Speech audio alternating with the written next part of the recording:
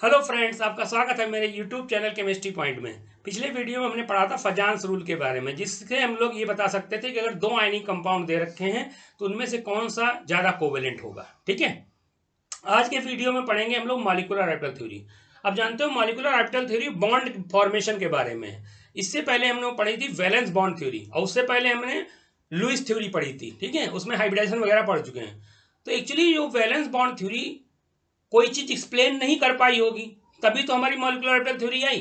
तो क्या नहीं एक्सप्लेन कर पाई वीबीटी थ्योरी, और उसके बाद क्यों मॉलिक्यूलर ऑर्बिटल थ्योरी आई। ठीक है, तो देखते हैं। तो पहले हमारी वीबीटी थ्योरी आई। तो वीबीटी थ्योरी जो थी हमारी valence bond theory, valence bond theory. ठीक है, ये क्या नहीं एक्सप्लेन कर पाई।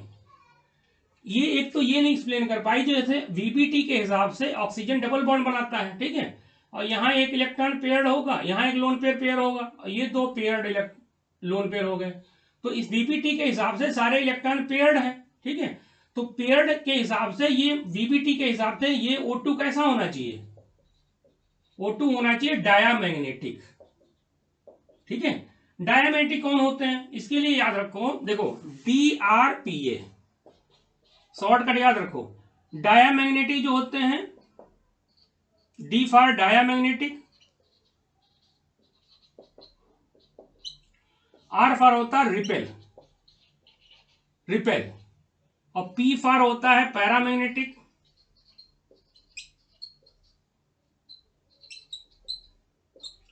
और ए फॉर होता है अट्रैक्ट। तो डायामैग्नेटिक जो होता है मैग्नेटिक फील्ड में वीकली रिपेल करते हैं, पैरामैग्नेटिक जो होते हैं मैग्नेटिक फील्ड में वीकली अट्रैक्ट करते हैं। ठीक है, अब डायामैग्नेटिक कौन होते हैं, जिसमें ऑल इलेक्ट्रॉन्स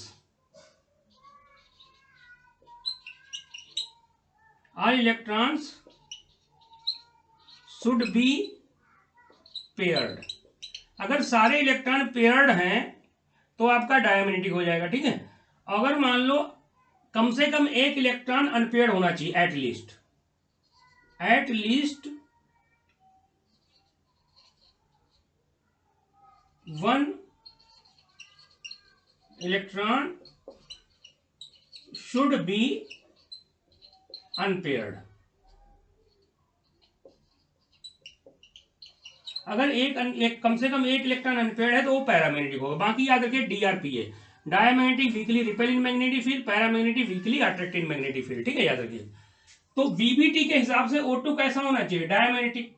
लेकिन जो एक्चुअल जो प्रैक्टिकली निकाला गया, प्रैक्टिकली हमारा जो देखा गया, प्रैक्टिकली हमारी जो होती है O2 कैसी होती है, प्रैक्टिकली O2 हमारी पैरामैग्नेटिक होती है, पैरामैग्नेटिक, यानी इसको बीबीटी एक्सप्लेन नहीं कर पा रही थी। ऐसे ही हमारा एक और मॉलिक्यूल जैसे B2, B2 में भी कितने इलेक्ट्रॉन है, 10 इलेक्ट्रॉन है। एक बोरान में 5, दो बोरान में 10। ये भी हमारा कैसा होना चाहिए, डायामैग्नेटिक होना चाहिए। लेकिन ये भी प्रैक्टिकली कैसा होता है हमारा, प्रैक्टिकली पैरामैग्नेटिक होता है। तो ये चीजें जो होती हैं पैरामैग्नेटिक होता है। तो B2 भी जनरली जिनमें इलेक्ट्रॉन बेटा हमारे इवन होते हैं, जनरली वो डायमैग्नेटिक होते हैं, और जिसमें इलेक्ट्रॉन इवन नहीं होते हैं, ऑड नंबर में होते हैं, वो जनरली पैरामैग्नेटिक होते हैं।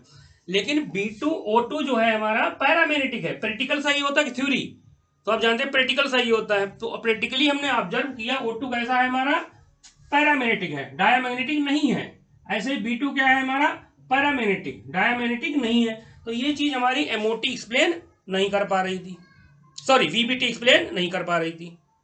दूसरा देखो,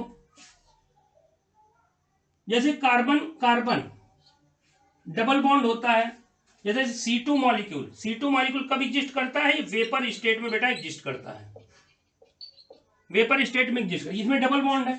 नॉर्मली हमने देखा था जहां डबल बॉन्ड होता है उसमें एक सिग्मा एक पाई होता है, लेकिन यहां डबल बॉन्ड है, दोनों क्या है, पाई है, दोनों पाई हैं। तो ये पॉइंट भी हमारा VBT एक्सप्लेन नहीं कर पा रही कि C2 में डबल बॉन्ड है तो दोनों पाई क्यों है। जनरली क्या है, जनरली ये होता है डबल है तो एक सिग्मा एक पाई होता है। ऐसे ही जैसे B2 B2 की बात करें, इसमें सिंगल बॉन्ड होता है, ठीक है, और ये हमारा कैसा होता है, पाई होता है, कैसा होता है, पाई होता है।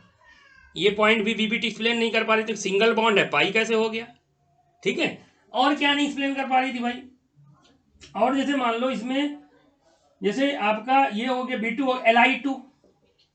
Li2 बेटा वेपर स्टेट में एग्जिस्ट करता है, कैसा एग्जिस्ट कर, वेपर स्टेट में एग्जिस्ट करता है, यानी Li2 लिथियम तो मेटल होता है, तो ये Li2 कैसे बना के रह रहा है, Li2 कैसे बना के रह रहा है, इसमें Li के बीच में सिंगल बॉन्ड होता है और सिग्मा होता है, वेपर स्टेट में एग्जिस्ट कर, ये भी हमारा कौन नहीं एक्सप्लेन करवा रहा था, VBT एक्सप्लेन नहीं कर पा रही थी।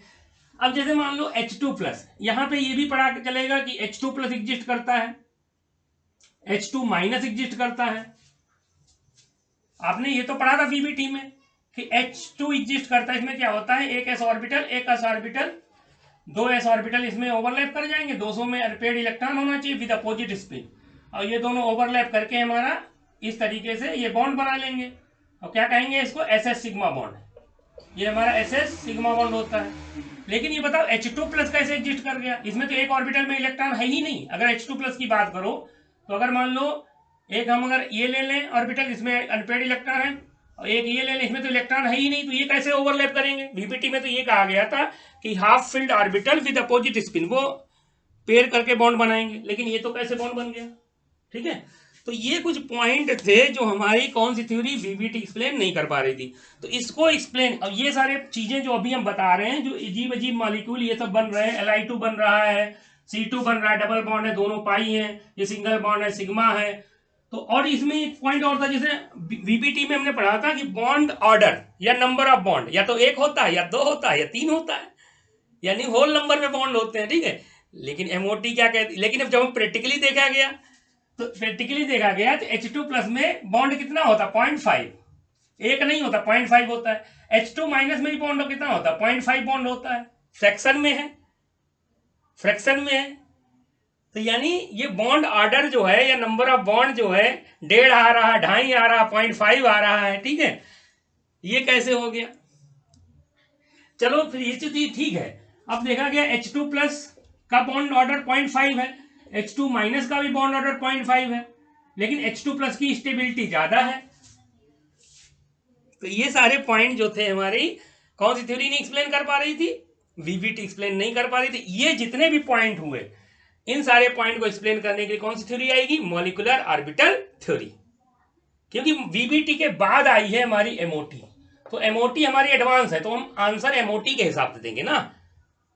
तो इन सारे पॉइंट को, और क्या था, कलर, जैसे F2 हमारा है, Cl2 है, Br2 है, इनका कलर कलर कलर नहीं एक्सप्लेन कर पा रही थी VBT थ्योरी, तो MOT से इनका कलर एक्सप्लेन हो जाएगा। तो ये सारे पॉइंट हमारे जो है MOT हमारी एक्सप्लेन करती है, ठीक है। तो नेक्स्ट वीडियो हम देखेंगे कि MOT वास्तव में है क्या, MOT वास्तव में है क्या, कैसे अप्लाई करते हैं इसको, क्या क्या इसमें चीजें होंगी, ठीक है। तो आज के वीडियो में इतना ही, बहुत बहुत धन्यवाद। अगर आपको हमारा वीडियो पसंद आया हो तो हमारे चैनल को लाइक करें, सब्सक्राइब करें, थैंक यू, बहुत बहुत धन्यवाद। पढ़ते रहें, मेहनत करते रहें, आगे बढ़ें, माँ बाप का नाम रोशन करें, ठीक है, अपना फ्यूचर बनाएं।